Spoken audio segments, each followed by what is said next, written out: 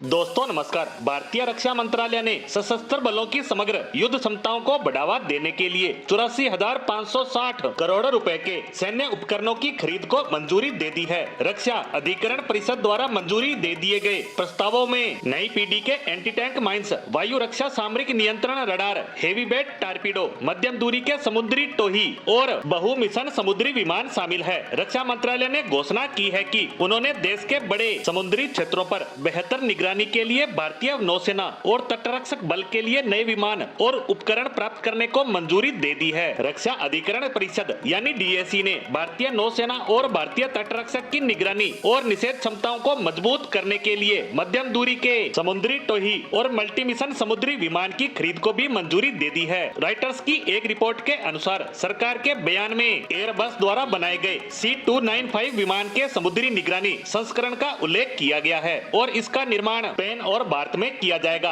केंद्र ने उन लक्ष्यों पर हमला करने के लिए एक प्रणाली खरीदने को भी मंजूरी दे दी है जो दूर है और दिखाई नहीं देते। साथ ही धीमी, छोटी और कम उड़ान वाले खतरों के खिलाफ वायु रक्षा में सुधार के लिए एक रडार प्रणाली भी खरीदने को मंजूरी दे दी है। इसके अतिरिक्त उन्होंने संभावित खतरों से आगे रहने के लिए लंबी दूरी से पनडुब्बियों का पता लगाने के लिए नौसेना के जहाजों के लिए उन्नत सोनार प्राप्त करने का भी उल्लेख किया गया है। मंत्रालय ने विज्ञप्ति में कहा है कि मशीनीकृत बलों द्वारा दर्शा रेखा से परे लक्ष्यों को हासिल करने के लिए सामरिक युद्ध श्रेणी में परिचालन क्षमता और वर्चस्व को बढ़ाने के लिए खरीद भारतीय IDDM श्रेणी के तहत AON को खरीद के लिए मंजूरी प्रदान की गई है। मंत्रालय ने बताया है कि कैनिस्टर ने anti armour lighter munition system launch किया है। इसके अलावा वायु रक्षा प्रणालियों को मजबूत करने के लिए विशेष रूप से धीमी, छोटे और कम उड़ान वाले लक्ष्यों का पता लगाने के लिए कई अलग लक्ष्यों की निगरानी के लिए और पहचान और ट्रैकिंग के लिए